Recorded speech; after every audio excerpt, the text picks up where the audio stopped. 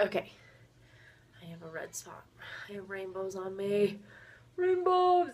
Hi guys! I'm trying to decide if this is an okay spot. Is this too much space? The other way was like, I was clear up to, so I don't know.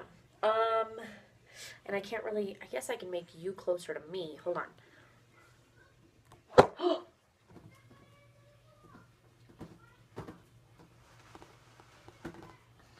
Oh my gosh, that was heavy.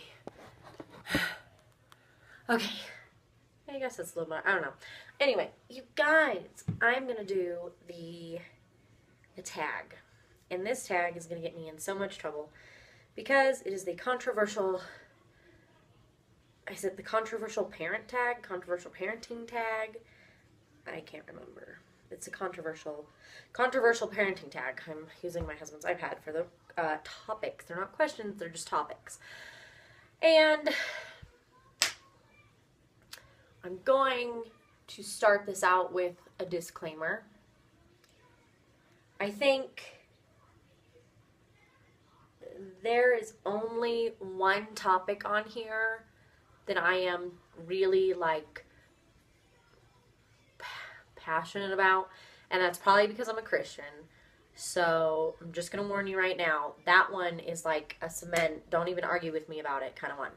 The rest of them, I'm gonna voice my personal parenting opinion on them, and that's it. It's just my opinion. It's just my preference. It's just how we in this house do things. It's not a right or wrong. It's not I'm better than you. Nothing, okay? Because honestly, when it comes down to it, you have to do what you have to do to survive this parenting journey. And so some of these things are like very, very controversial, and it's silly that they're so controversial because it shouldn't matter. So I'm going to try and get this done. Hi! You got a mouthful of orange? Yeah. Okay, so here we go. They are topics, and there's several of them, and I'm just going to try and voice my opinion and move on. I guess this is a good way to learn more about me and decide if you really want to be subscribed or not. Anyway. Oh, I just lost my questions. Okay, so here's the first one, and this is the one that's going to get me in the most trouble. Hi, orange baby. Can you say hi? Yeah. Hi, I've got a mouthful of orange because I scream and cry if I don't get oranges, but I still can't eat them. So I stuff it all in my mouth, and I chew it until all of the juice is gone, and then I spit the rest out. Whatever. Okay, so the first one, pro-life versus pro-choice. And because of the way I was raised, because of circumstances in my past that I have not shared with you guys yet, because of my faith, I believe pro-life. I'm 100% pro-life. I don't care what happens. Okay, I shouldn't say I don't care. But honestly, no. You are never, it is never okay to kill a baby or what is going to be a baby. I don't care if the cells just started dividing or if it has a heartbeat or if it's 20 weeks. I don't care. You don't kill it.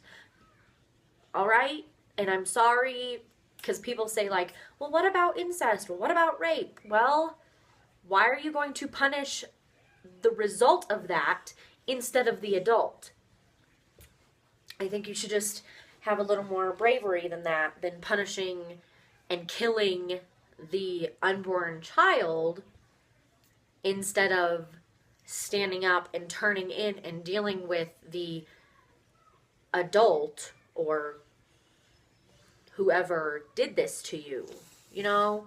So I don't know. And I know there's levels of fears and people of authority and whatever, but honestly, carry the baby, give it up for adoption. You don't even have to ever look at it, I think. I don't know, I've never done this.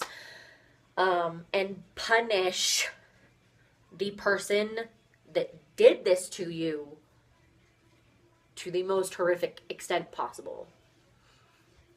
Okay, that's all. So, that's my belief. Whatever. how I feel. The second one is baby wearing. I love the idea of baby wearing. I want to baby wear so bad, but at the same time, I am not shaped for baby wearing. There is too much of me to make a wrap or carrier comfortable. I have a baby Bajorn, and I have a Mai Tai that you like tie the bottom and then you tie the top, and it's like a papoose kind of thing. I like those because they're easy, but wrapping and all these other fancy ones I can't do. I've got, my boobs are too big, my tummy is too big, my rump is too big, and I'm too short. So I would love to do it, I just can't. But if you can do it, and like those women that do like 3 kids at a time, oh my gosh, you're amazing. But I just can't. And I am not a touchy-feely person. Like, I finally get to a point where I'm like, don't touch me! And so carrying your baby kind of qualifies to my brain as touching, and then I just, so good for you if you can do it. I can't. Circumcision. Personally, we do not circumcise our boys. That's just how this household rolls. You'll hear, like, you'll read, oh, medically you need to, because uncircumcised boys get more infections and blah, blah, blah. No, not anymore. Go look at your updated studies, okay? And, like, unbiased studies. Don't read biased against biased or whatever. Read your unbiased factual studies. No. What are you doing? But we don't. And whatever. If you do, and if you have, fine. I'm not going to judge you based on your boy parts. But honestly, and I guess nowadays insurance doesn't cover it because insurance companies even deem that it's not medically necessary and you have to pay for it out of pocket. And if I was just now starting to have kids and had a boy and they said, oh, well, if you want this done, you're going to have to pay for it out of pocket, I'd be like, it's not medically necessary. No. But if you have the money to do it, fine. If you have the belief that you need to do it, fine. We don't. Don't touch that. It'll fall. Oh my gosh. Adoption. Yes, 100%. That's all I'm going to say. Baby piercing. So I'm thinking like ear piercing. We do not pierce our girls. I did not have my first piercing until I was 10. And that wasn't like, I never remember hearing, you can't get your ears pierced until you're this old. It was just like, my mom wanted me to be aware of what was happening to me. Like, you're going to go and you're going to get a hole put in you. Fine. So I got my first one at 10, second one at 13, blah, blah, blah. You've heard this story. These girls, like Brooke really wants her ears pierced, but she's only 4, and I don't think she realizes what she's doing or what they're going to have to do. So maybe when the girls are older, and I'm not saying clear up to 10, but I want them to be aware of the fact that you are putting a hole in your body and you are going to have to take care of it. And when we do have it done, because I'm totally not against it, totally cool. And if you get your baby's ears pierced, whatever, like, that's fine. It's totally cool. I think little girls with earrings are so freaking cute, and I've been tempted to be like, let's go, get it done now. But, ouch, did you hit yourself? Ah, you need to go spit your orange out. You're gross, and you're not doing this while you have orange in your mouth. But my girls will be of age. Yeah, go put it in the trash. Go put it in the trash, lady. My girls will be of the age where they can decide. And when we do it, we're going to a piercing shop, and we're having it done with the needle and not with a gun. Just for healing reasons and pain reasons and stuff like that. Oh my gosh, this is going to be so long. Breast milk versus formula. You know what? As long as you're feeding your baby, I don't care. I could not breastfeed Tyron to save my life. I wanted to so bad. I was so stuck on it. I'm going to breastfeed. I'm going to breastfeed. And I was killing myself trying to do it. And I had horrible postpartum. And I could not make milk. And I didn't know what I was doing because I had no help. And it was just awful. And at 2 months, at his 2-month doctor's appointment, the pediatrician said, you are starving your baby to death. you need to get him on formula. And that's finally when I got him on formula. You're going to knock this tower over. And so, and he is a bright, smart, intelligent, growing, healthy boy. And then with Brooke, no, oh my gosh, no. No, because you destroy it. No. No, you're not having it. Nope, all gone. With Brooke, I breastfed her for 6 months, and then we switched to formula. And with Phoebe, I breastfed her for 8 months, and then we switched to formula. So, formula is not the devil. If you can breastfeed until your kid is 5, that's great. If you cannot, don't kill yourself or your kid trying to. They made formula for a reason.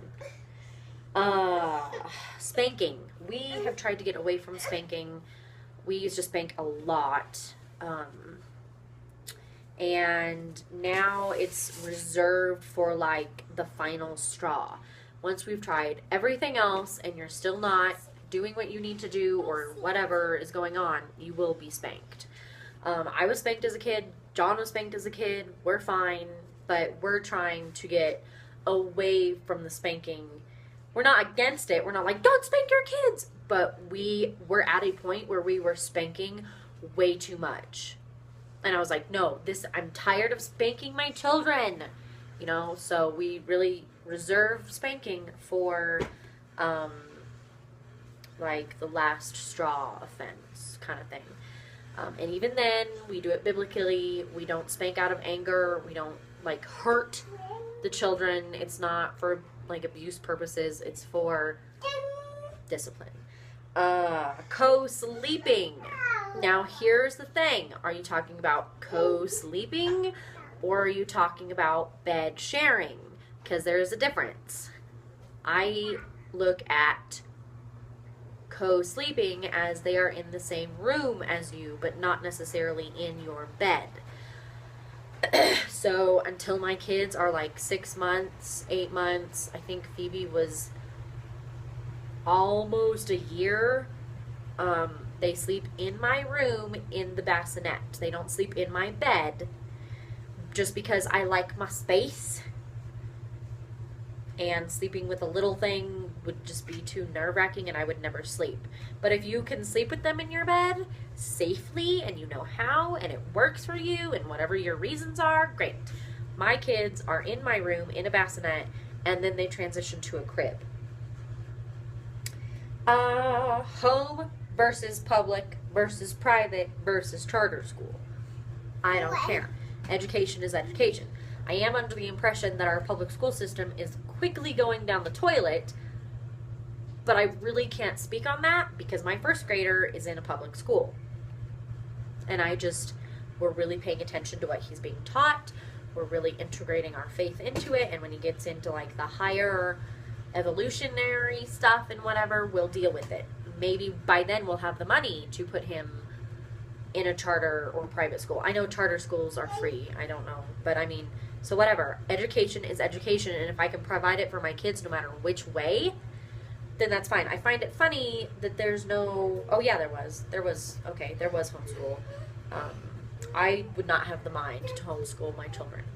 But private, charter, public, whatever, it's still education. You just have to... Ouch, you little turd. Ugh. No, get out of the window. Phoebe. Go. You just have to be mindful about what your kid is learning. Ow, that iPad fell on my toe. It hurt. Leave the rocks alone. I did not have formal Stop touching it! Ugh. I did not have formal education until I was in 8th grade.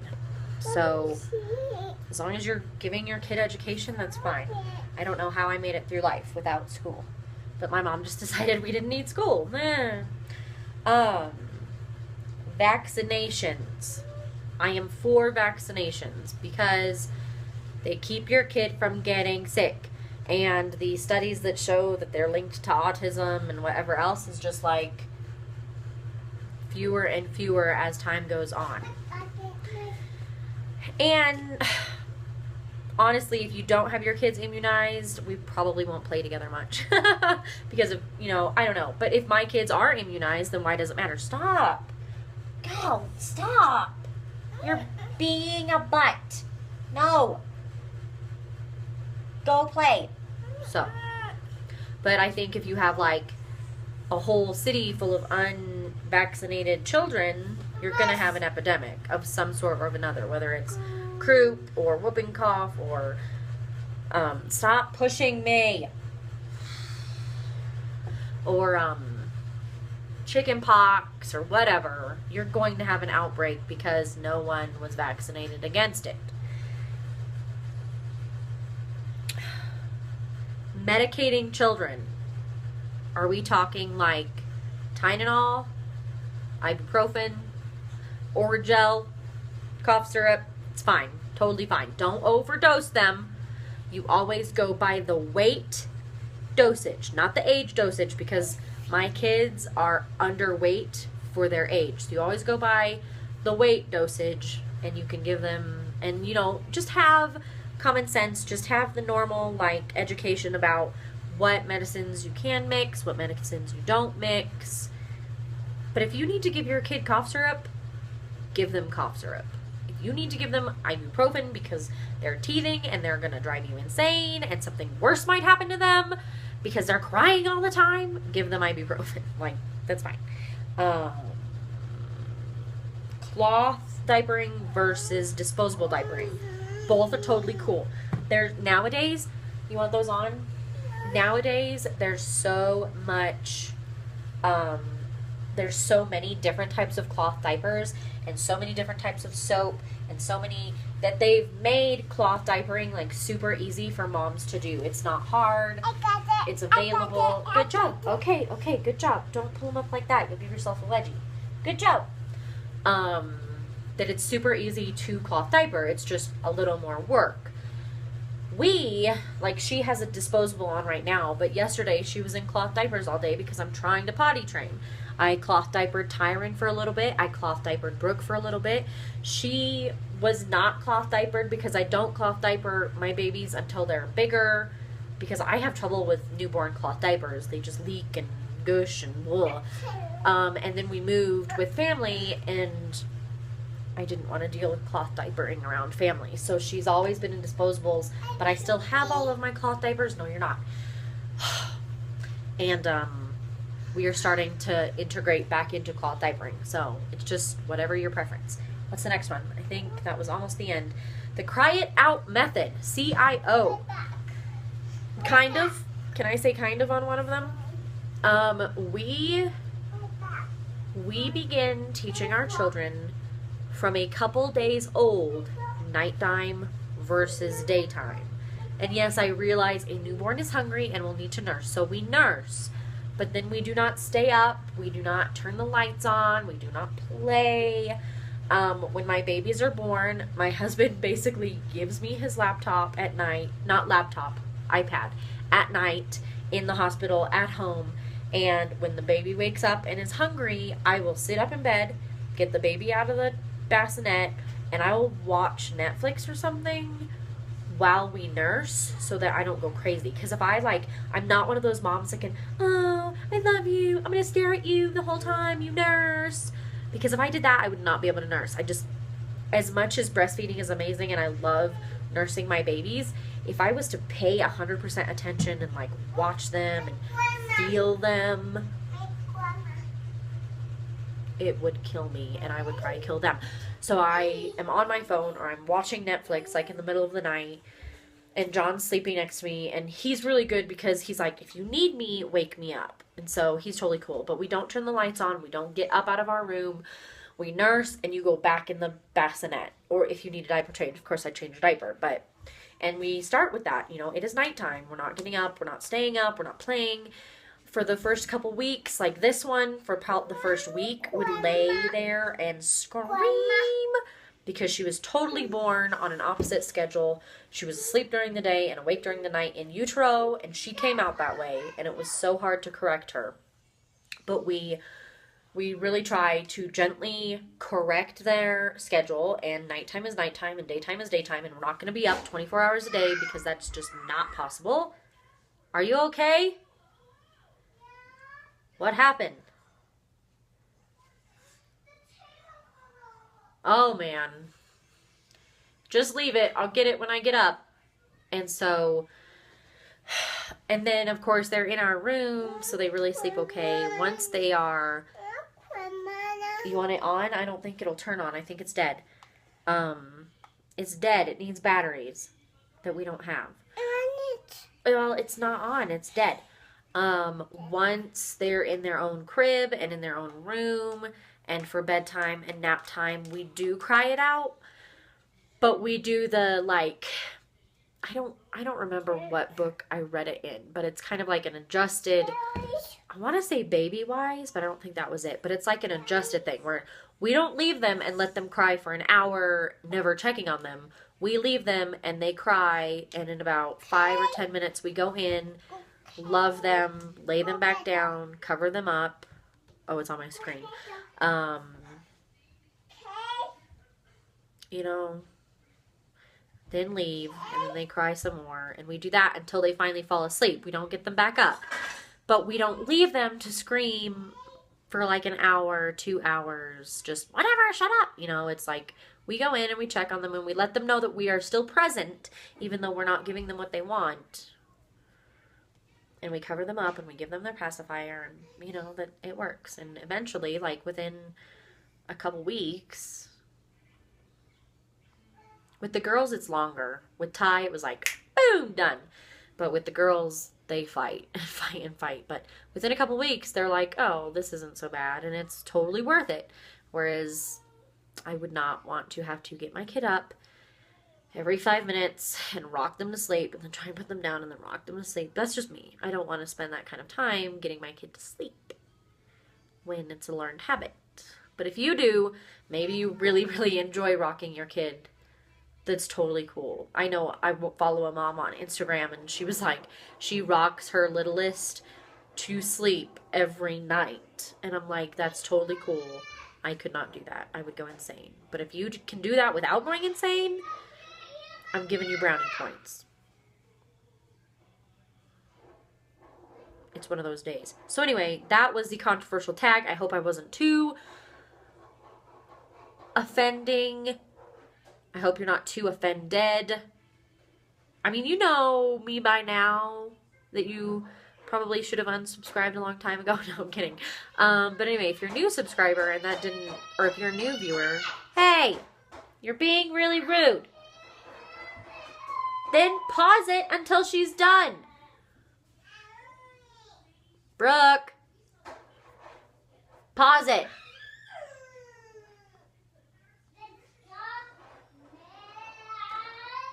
Brooke. Brooke. Pause it. I'm trying to teach her that the baby pisses you off for fun. I don't know. I didn't have it. And so arguing, making noise like this, she's just doing it to piss you off. So stop arguing with her, turn your thing off, wait till she's done, and then she'll eventually stop. I don't know. We'll see. But anyway, I hope you guys have a good day. I hope that wasn't too bad, but those are just my thoughts on this tag that I've been wanting to do forever, but I've been scared to do, so now I finally did it. And I will see you all later, and this video is incredibly long. It's time to go do something with the children.